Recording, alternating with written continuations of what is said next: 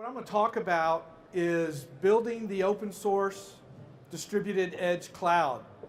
What we're doing with StarlingX is addressing some very difficult problems, creating edge software stacks specifically for telco and IoT use cases. One of the things that we want to do is get this project to be working on ARM architecture. So it provides a ground floor opportunity for many of you to get involved and get your use cases developed on what we think is one of the industry-leading edge software stacks. The edge is really any device or any solution that is within 20 milliseconds of the end user.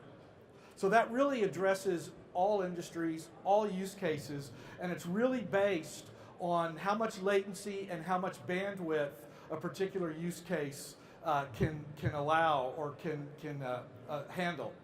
The way that you look at this diagram is the top three are really the most relevant use cases today. So you can see here what we're doing with StarlingX is creating a distributed cloud architecture that can scale from a mini data center down to what we call the regional edge clouds. This is another view of this same type of architecture. At the centralized site, you'll have a set of shared services. And then you have a very simple, lightweight network, an L3 network, that can go out to your different subclouds. There's a lot of consortia and initiatives and organizations that are trying to solve this problem. Where's the actual code that you can deploy in a real system today? And that's what StarlingX is trying to address. So first of all, it's a complete edge infrastructure stack. So it enables the provision of fault management at the edge. It supports workloads in containers or virtual machines or bare metal. It's not individual Lego blocks that you have to build yourself. It's been tested, it's been validated, it's reproducible, it's predictable, and it's deployable. StarlingX is an OpenStack pilot project.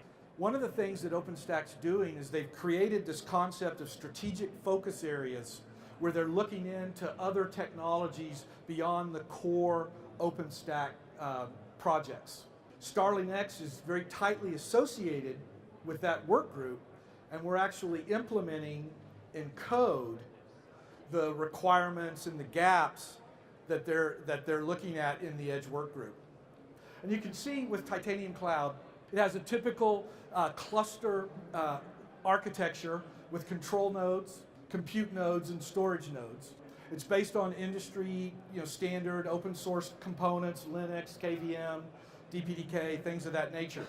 And we've taken those components and we've created what we're calling the StarlingX services. And then together with the other open source components from OpenStack, from other open source communities, such as Linux, KVM, Ceph for storage, Kubernetes for containers, we've created a complete software stack.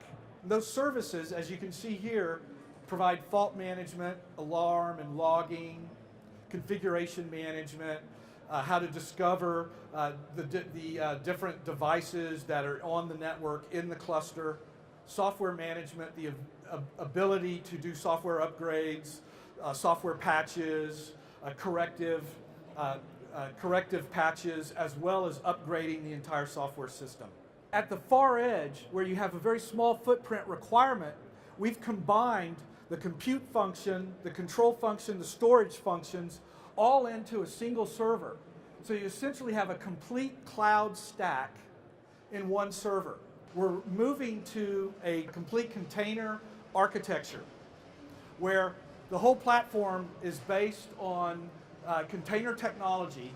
Even if you're going to run a VM, we take all the OpenStack services and include those and put those in a container so that if you're going to run a VM, you basically launch containers and then run the OpenStack services there. So it's all done through a container platform. The other new initiative that we have in the StarlingX open source project is building this distributed edge cloud that I showed you earlier be based on OpenStack technology such as regions. It'll host the shared services that I showed you in that earlier diagram, deployment and management services. It'll enable the configuration across all of the edge devices. It could be geographically dispersed. It could be hundreds of miles, or it could be campus-wide, depending on exactly what the specific use case is. We're actually already testing this today. We have some use cases and demos today where we're running StarlingX in a 2-node configuration, HA configuration, and deploying containers out to an ARM edge device. Finally, what I'd like to do is invite you to join the community, get involved in the community. So with that, I would like to thank you very much.